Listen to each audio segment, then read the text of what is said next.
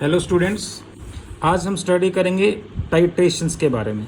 Okay, it is the last concept of the basic concepts in chemistry and titrations is specially for the competitions. Okay, 11th के academic session में, academic exam में इनका कोई role नहीं होता. Titrations are important for the competition exams. What do you mean by titrations? Actually titrations जो हैं, these are the reactions. Titrations are the reactions between two solutions. These are the reactions between the two solutions. दो solutions के बीच में reactions होती हैं, out of which one is known as titrant. एक जो होता है उसको titrant बोलते हैं. ओके, एंड अनदर, और जो दूसरा सब्सटेंस है, and another substance, another solution is known as, उसको बोलेंगे एनालाइट. ओके, जिसको एनालाइज करना है. Titrant and analyse. तो we can say that is specially concept हो गया कि reaction between titrant and analyte. Titrant और एनालाइट के बीच में जो रिएक्शन है, दैट इज नोन एज, उसको क्या कहेंगे? Titration. That will be known as the titration. और एक्चुअली टाइट्रेशंस में क्या होता है कि एक सॉल्यूशन का जो वॉल्यूम है वो आपको नोन होता है. जैसे एनालाइट है तो एनालाइट का वॉल्यूम आपको नोन है. अब इस एनालाइट के साथ कितना वॉल्यूम टाइट्रेंट का रिएक्ट करेगा ये आपने फाइंड आउट करना है. तो we can say titrations are specially known as volumetric titrations.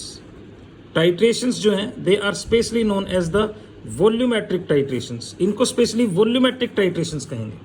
और volumetric titrations का मतलब that is the reaction between titrant and analyte to determine what volume of titrant completely react with analyte to neutralize it, okay, is known as volumetric titration. तो we can say कि titrant का volume determine करने के लिए analyte के साथ जो reaction होती है, that will be known as what? Volumetric titration is there. ठीक है, उनको वॉल्यूमेट्रिक टाइट्रेशंस कहेंगे. तो फॉर एग्जांपल, यानी यहां पर दो कंपोनेंट्स लेंगे, one is known as the titrant and another is known as the analyte.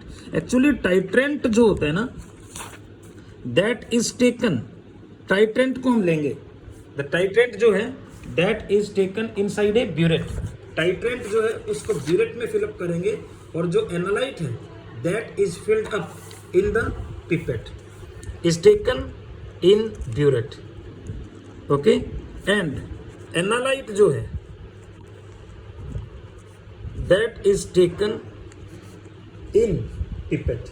उसको पिपेट में फिलअप करें. क्या नाम है? that is taken in conical flask. उसको conical flask में लेंगे with the help of pipette.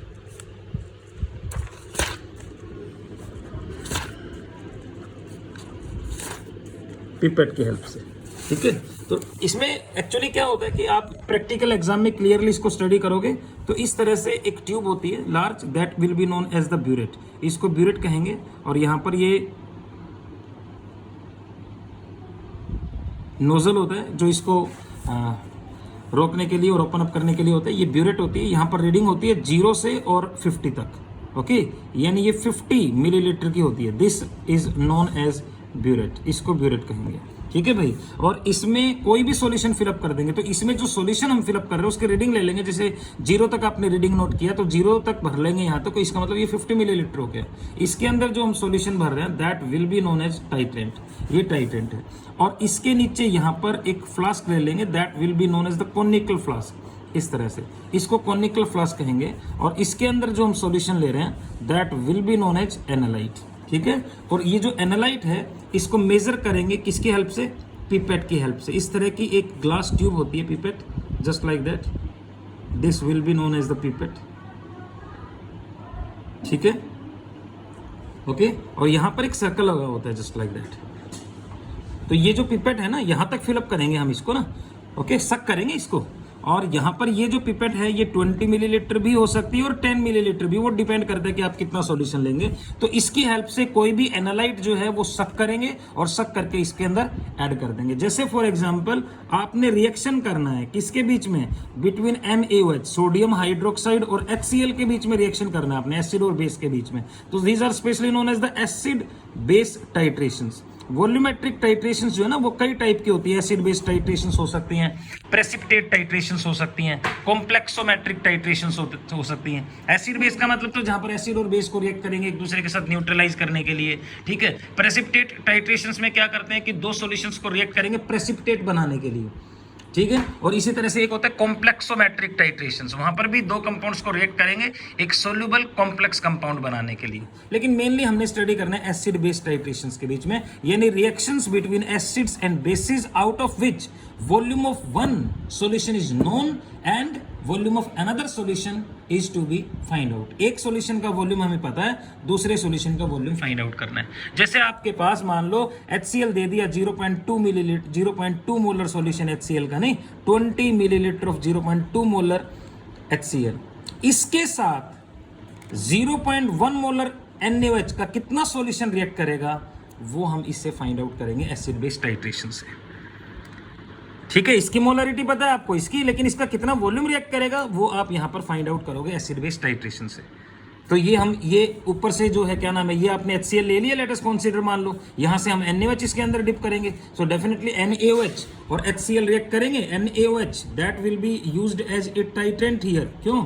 और HCl का जो सॉल्यूशन ले लिया आपने एक्वस सॉल्यूशन, ये भी एक्वस सॉल्यूशन है, तो ये एनालाइट है, ठीक है। इसके साथ रिएक्ट कर रहे हैं तो आपके पास जो कंपाउंड बनेगा वो NaCl का एक्वस सॉल्यूशन बनेगा एंड प्लस व्हाट H2O। अब देखो ये भी कलरलेस था, ये भी कलरलेस था, और ये जो बन रहा है आपके पास सोल्ट, ये भी कलरलेस बन रहा है। तो आपको कैसे पता लगेगा कि भाई रिएक्शन हो गई। रिएक्शन को का जो कंप्लीशन है, रिएक्शन का जो कंप्लीशन होता है टाइट्रेशंस के ड्यूरिंग, उस कंप्लीशन को डिटरमाइन करने के लिए हम ऐड कर देंगे इंडिकेटर्स। क्या ऐड कर देंगे, इंडिकेटर्स। यानी वी कैन से कि the chemical substances which are added during the volumetric titrations which shows the completion of reaction with the help of a sharp change in color। यानी एक sharp change colour में create करके ये हमें बताएंगे कि reaction complete हो गई। जैसे फॉर एग्जांपल Na और HCl का जो टाइट्रेशन होता है ना, इसमें जो हम इंडिकेटर यूज लेते हैं वो स्पेशली फिनोफ्थलीन होता है। Phenolphthalein indicator is specially used. तो फिनोफ्थलीन क्या होता है कि NaOH बेस के साथ जो है वो पिंक कलर देता है, HCl के साथ कोई कलर नहीं होता। तो इस टाइट्रेशन में हम क्या करेंगे कि जैसे यहाँ पर आपने 10 मिलीलीटर HCl ले लिया, ठीक है, और 10 मिलीलीटर HCl में 1 या 2 ड्रॉप हम किसकी डाल देंगे भाई, फिनोफ्थलीन की। तो HCl का जो सॉल्यूशन है इसमें 1 या 2 ड्रॉप आपने फिनोफ्थलीन इंडिकेटर की डाल दी। तो फिनोफ्थलीन तो एसिड के साथ कोई कलर नहीं देता, तो कलरलेस ही रहेगा, ठीक है। अब हम इसमें ऊपर से NaOH डालेंगे। सो NaOH is added, reaction is going on, यानी NaCl बनता रहेगा। तो NaOH डालते रहेंगे, NaCl बनता रहेगा। लेकिन जब सारा का सारा HCl कंज्यूम हो जाएगा, यहाँ पर NaOH जो ऊपर से डाल रहे हैं वो यहाँ पर सारे के सारे HCl के साथ रिएक्ट कर लेगा। Whole of the HCl will be consumed. तो जो NaOH आएगा वो फिर किसके साथ कंबाइन होने लग जाएगा, फिनोफ्थलीन के साथ। और NaOH फिनोफ्थलीन के साथ कंबाइन होते ही कैसा कलर आ जाएगा, पिंक कलर। और पिंक कलर आते ही, यानी लाइट पिंक कलर अगर आ गया, लाइट पिंक कलर आते ही हम ये क्लियर कर लेंगे कि जो रिएक्शन है HCl के बीच में और NaOH के बीच में कंप्लीट हो गई। सारा का सारा HCl कंज्यूम हो गया। और उस सारे HCl को कंज्यूम करने के लिए कितना NaOH आपने यूज किया यहाँ पर वो पता लग जाएगा। जैसे मान लो यहाँ पर आगे रीडिंग 10, तो आपको पता लगे कि भाई 10 मिलीलीटर NaOH यूज हो गया, ठीक है। तो we can say to show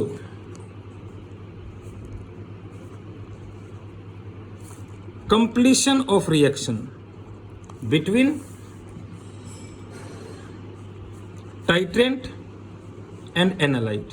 titrant और एनालाइट के बीच में रिएक्शन के कंप्लीशन को शो करने के लिए a chemical substance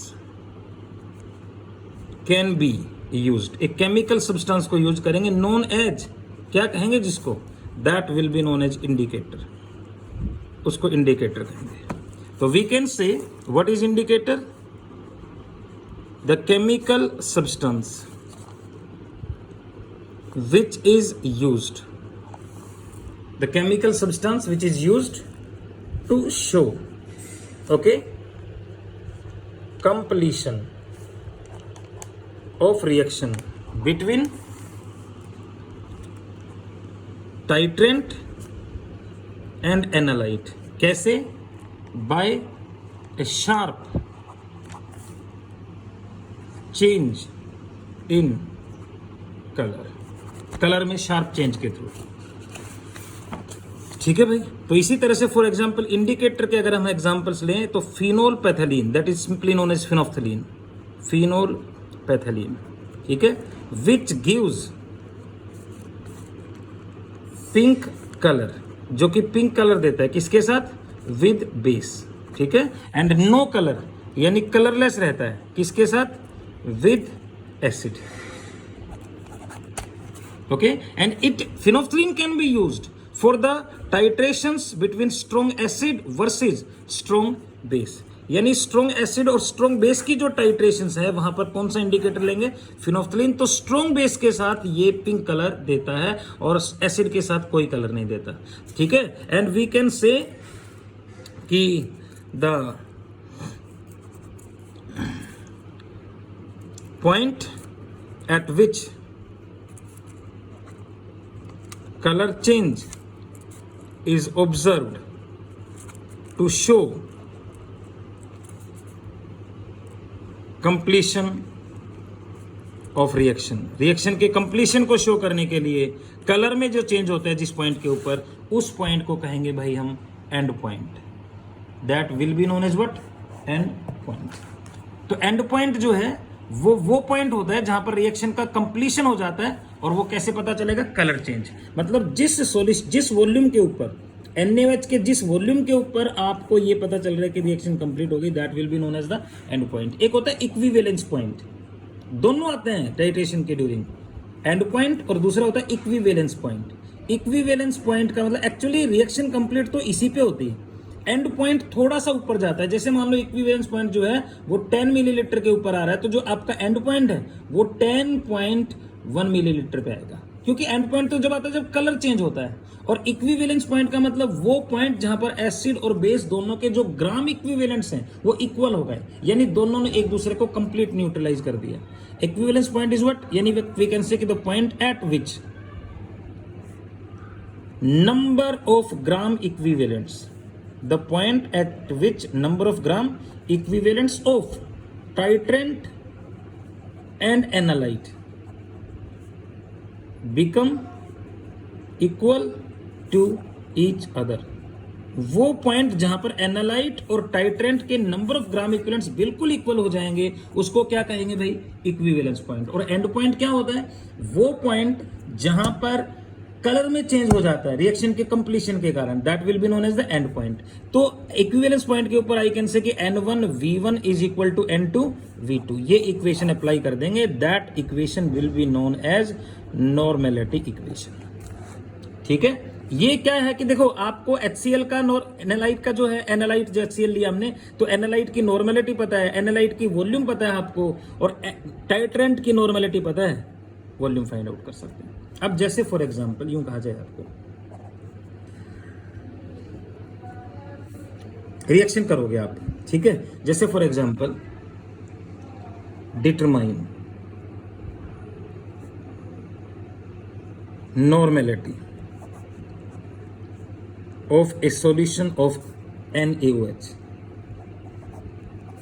20 milliliter of which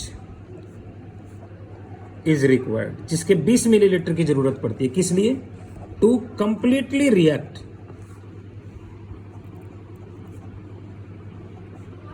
with 10 millilitre of 0.2 normal HCl। अब ये 20 मिलीलीटर ये कहां से पता लगा? ये आपने टाइट्रेशन से पता लगाया, आपने पिपेट से 10 मिलीलीटर HCl को सक आउट किया और उसको आपने कॉनिकल फ्लास्क में डाल दिया, यानी यहां पर डाल दिया। HCl की नॉर्मेलिटी पता है आपको, ठीक है, और उसका 10 मिलीलीटर वॉल्यूम मेजर करके आपने इसमें डाल दिया। अब ऊपर से NaOH के साथ टाइट्रेंट करेंगे, क्या नाम है, टाइट्रेशन करेंगे, NaOH ऊपर से डालेंगे इसमें जो कि टाइट्रेंट है। तो अब NaOH ऊपर से डालोगे तो उसका वॉल्यूम आपको पता लग जाएगा। जब इसका एंड पॉइंट आ जाएगा, जब कलर चेंज आ जाएगा, इसका मतलब वो वॉल्यूम आ गया, वो आपके पास 20 मिलीलीटर। तो ये जो 20 मिलीलीटर वॉल्यूम है ना, ये आपने टाइट्रेशन करके फाइंड आउट किया है। अब ये वॉल्यूम जो आपके पास आ गया 20 मिलीलीटर, इससे नॉर्मेलिटी निकाल लो। कौन सी इक्वेशन अप्लाई करोगे? N1V1 = N2V2। तो इसकी ये मान लो NaOH के लिए ले लें और ये हम HCl के लिए ले लें। तो NaOH की जो नॉर्मेलिटी है वो आपने फाइंड आउट करनी है। वॉल्यूम कितना कंज्यूम कर रहे हैं हम इसका? 20, जो कि रीडिंग से पता लग जाएगा। N2 कितना है? 0.2 और वॉल्यूम इसका कितना है? 10।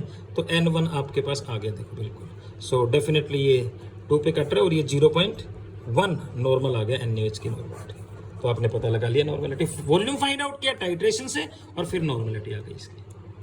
ठीक है, तो टाइट्रेशन के ड्यूरिंग जो इक्वेशन हम अप्लाई करते हैं स्टैंडर्डाइज करने के लिए, नॉर्मेलिटी वगैरह फाइंड आउट करने के लिए, तो इक्वेशन हो गई N1V1 = N2V2। Let us consider these are the gram equivalents of acid and these are the gram equivalents of base। अब देखो नॉर्मेलिटी और मोलरिटी में क्या रिलेशनशिप होता है। तो आपको पता है कि एक एसिड की अगर हम बात करें तो एसिड के केस में जो N1 होता है वो M1, लेकिन एसिड के केस में मोलरिटी को बेसिसिटी से मल्टीप्लाई करेंगे। ये आपने किया था पहले सॉल्यूशंस के केस में। इसी तरह से अगर आपके पास बेस है तो N2 जो है that will be equal to base के लिए एसिडिटी इंटू M2। तो ये फैक्टर मैं यहां पर पुट कर देता हूं और आपके पास इक्वेशन बन गई BM1 V1 = A M2 V2। ये मैंने सॉल्यूशन के टाइम भी किया था। तो देखो नॉर्मेलिटी के केस में तो सीधा लिख देंगे N1 V1 = N2 V2। ये मैंने आपको पहले भी बताया कि किसी भी केमिकल रिएक्शन में ग्राम इक्विवेलेंट्स बराबर होते हैं, लेकिन मोल जो है वो इक्वल हो भी सकते हैं, नहीं भी हो सकते। इसलिए उसके केस में बेसिसिटी और एसिडिटी को यूज करेंगे। तो ये फैक्टर हो गया एसिड के लिए और ये किसके लिए हो गया? बेस के लिए। तो वॉल्यूमेट्रिक टाइट्रेशंस की न्यूमेरिकल्स कैरी आउट करने के लिए ये दो इक्वेशन हम स्पेशली यूज करेंगे। ठीक है भाई, तो टाइट्रेशन का मतलब क्या? It is the reaction between titrant and analyte, okay, to find out the volume of titrant. Titrant का वॉल्यूम फाइंड आउट करने के लिए, तो उसके बाद फिर हम उसके कंसंट्रेशन को डिटरमाइन कर लेंगे। ठीक है, तो इसके न्यूमेरिकल्स करेंगे हम टाइट्रेशंस के। वो एग्जांपल मैं आपके पास सेंड कर रहा हूँ एक नेक्स्ट लेक्चर में। तो this is about the titrations. और टाइट्रेशंस के लिए इंडिकेटर यूज करेंगे। तो इंडिकेटर जैसे मान लो मैंने एक तो आपको फिनोफ्थलीन बताया ना, और फिनोफ्थलीन जो है वो specially strong acid versus strong base या weak acid versus strong base के टाइट्रेशंस में यूज कर लेंगे। और ये कैसा कलर देगा? पिंक कलर देगा। ठीक है, इसी तरह से एक होता है मिथाइल ऑरेंज और that is also known as methyl red भी होता है। ये यूज करेंगे weak acid versus weak base titrations के ड्यूरिंग, वीक एसिड और वीक बेस। तो वीक एसिड का मतलब जैसे for example let us consider you are having acetic acid, क्यों, versus weak base ammonium hydroxide.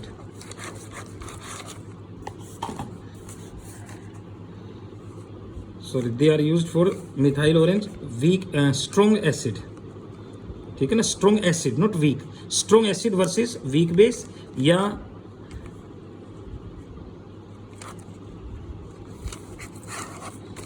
इसके अलावा हम फॉर एग्जांपल दूसरा, एक तो आपके पास strong acid versus weak base हो गया, and next we can take weak acid, okay, versus strong base. तो इन दोनों केस में हम कौन से इंडिकेटर यूज कर सकते हैं? Methyl orange and methyl red. तो जो मिथाइल ऑरेंज है वो एक्चुअली एसिड के साथ तो ऑरेंज कलर देता है, लेकिन एल्कली जो होता है बेस में उसके साथ येलो कलर देता है। ठीक है, तो इसके तहत these are the different titrations you can carry out and so. Next इसके न्यूमेरिकल्स मैं नेक्स्ट लेक्चर में सेंड कर रहा हूँ। Thank you.